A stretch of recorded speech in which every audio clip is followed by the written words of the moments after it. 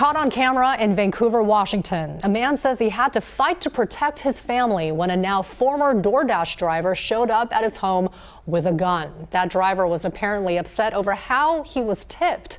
Those tense moments could have escalated into a tragedy. Alma McCarty has a story.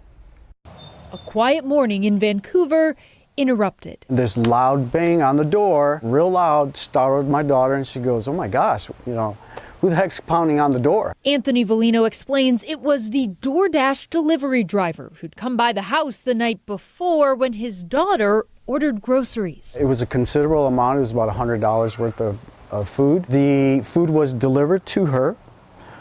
Apparently, she had to give a tip through the online system, which was deducted. But the driver had apparently wanted a cash tip. And for a second, Volino thought about giving him one. When he again said, "I want my tip," that's when I said, "Whoa, whoa, whoa." He leaned in like I didn't hear him. And that's when I put my hand up like a stop sign and I said, "Hey, hey, hey." And I said, "You need to leave now." A scuffle ensued. And that's when Volino realized the man at their door had a gun in his waistband. When I felt the steel, my heart just sank. My heart just sank. I was like, "Oh God, help me now." He tripped right here and he tripped up against my wife's car. And as he was on the ground, I came about right here and I leaned over and I cleared the handgun. Vancouver police arrived soon after, identifying the suspect as Robert Delahant and arresting him. The spokesperson for DoorDash told KGW that the company has a zero-tolerance policy for harassment of any kind. What happened was unacceptable, and the Dasher involved was immediately deactivated. And my kids were in there. They were my grandkids were at the door. My daughter's outside screaming. If he would have drew that gun and missed me and shot one of my kids, it would have been devastating. That was Alma McCarty reporting. So the suspect faces felony harassment, DUI, and assault charges. All right, Shalom. First and foremost, I want to give all praises, honor, and glory to Yahweh, Bahashim, Yahweh Shai, Bahashim, Rachaha, Kodash. Double honors to the head apostle, and others, a great millstone who rule well and teach well. Peace and blessings to you, sincere Akim, that are pushing this truth all over the four corners of the earth, week in and week out, in all truth and sincerity, and shalom to the elect.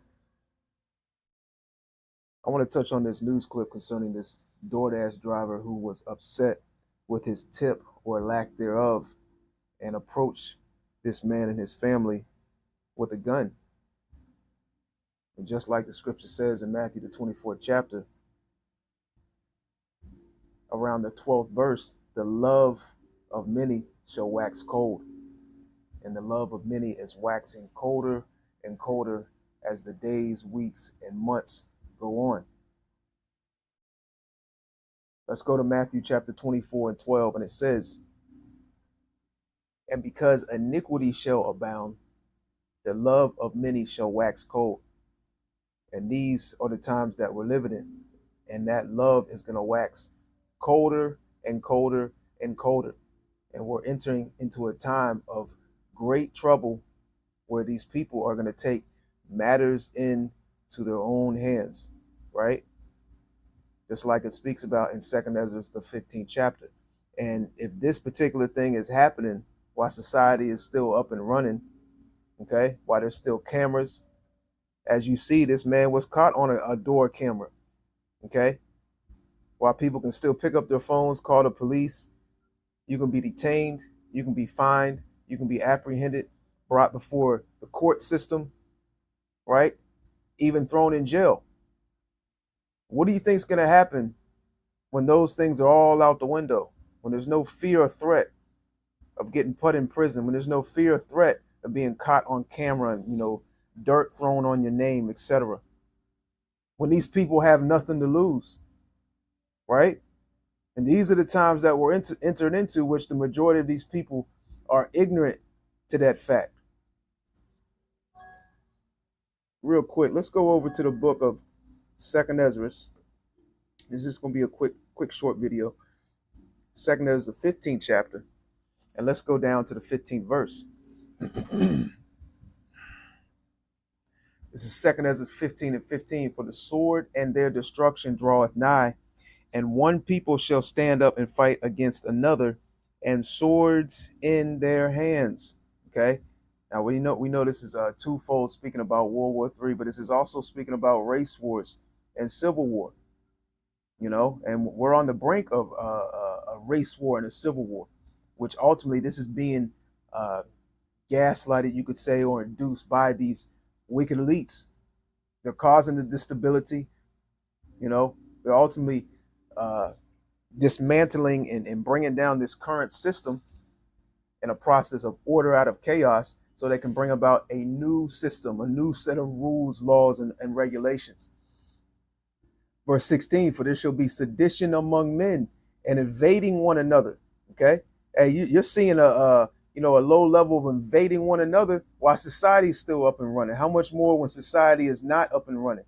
Okay. It says, invading one another, they shall not regard their kings nor princes, and the course of their actions shall stand in their power. And you see that happening on a low level right now.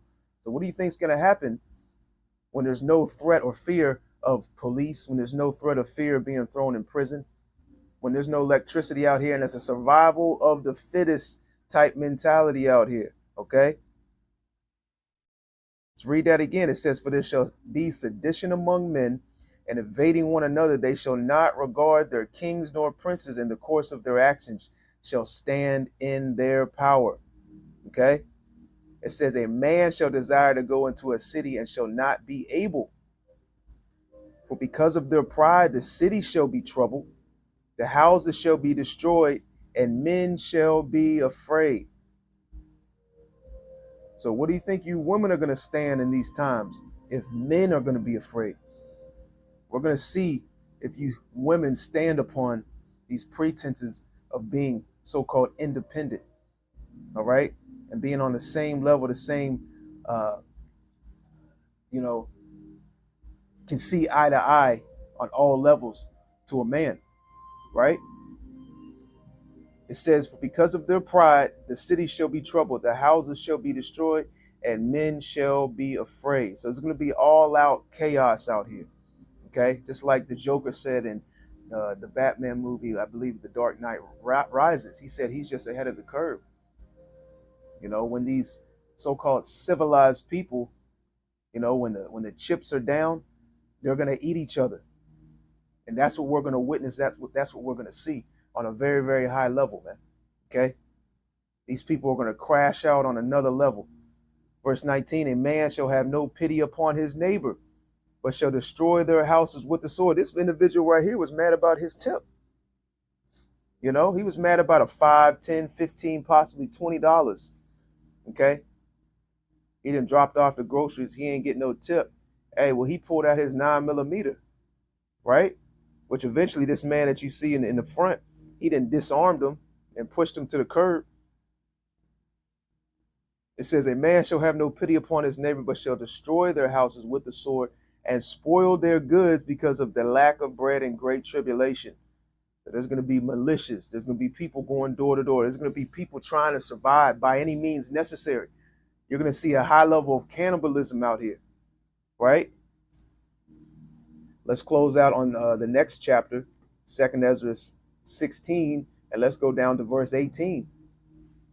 It says, the beginning of sorrows and great mournings, the beginning of famine and great death, the beginning of wars, and the powers shall stand in fear.